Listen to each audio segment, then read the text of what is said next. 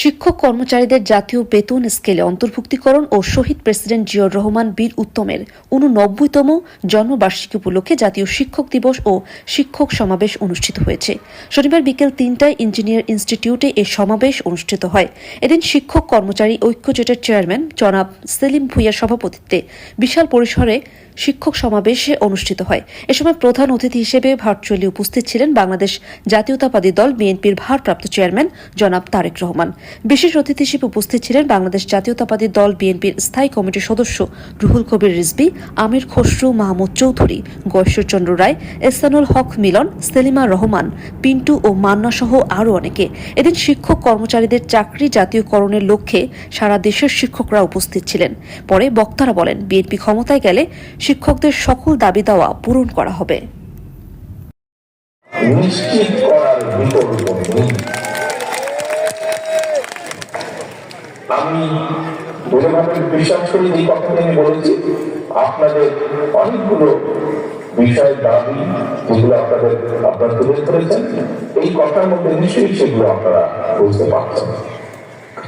জীবনের শুরুতেই তো শিক্ষকবৃন্দ, সামনের উপস্থিতিবৃন্দ, সম্মানিত উপস্থিতিবৃন্দ, জীবনের শুরুতেই পরিবারের পর শিক্ষার্থীদের সামনে শিক্ষকেরাই কিন্তু আদর্শ রোল মডেল।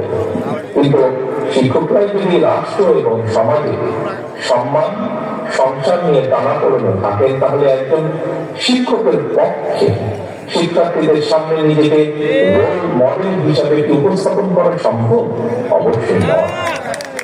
শিক্ষক শিক্ষিকারা যাতে শিক্ষার্থীদের সামনে আত্মবিশ্বাসের সঙ্গে নিজেকে একজন রোল মডেল হিসাবে উপস্থাপন করতে পারেন, সেই ধরনের শিক্ষা ব্যবস্থা এবং শিক্ষার পরিবেশ তৈরি করতে রাষ্ট্র এবং সরকারকে অবশ্যই প্রয়োজনীয় উদ্যোগ গ্রহণ করতে হবে বা গ্রহণ করা প্রয়োজন।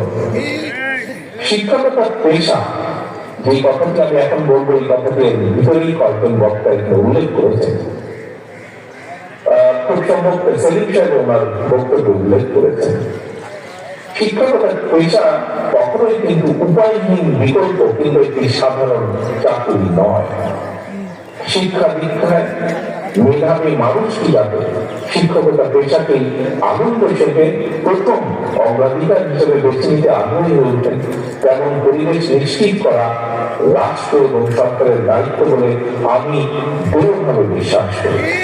সুতরাং অর্থনৈতিক সচ্ছলতা, স্বাচ্ছন্দ্যময় এবং সম্মানজনক জীবনের নিশ্চয়তা প্রদানের মাধ্যমে বিশেষ করে প্রাথমিক এবং মাধ্যমিক পর্যায়ে স্কুল শিক্ষকের চাকরিকে আরো প্রতিযোগিতামূলক এবং আকর্ষণীয় করে গড়ে তোলা প্রয়োজন।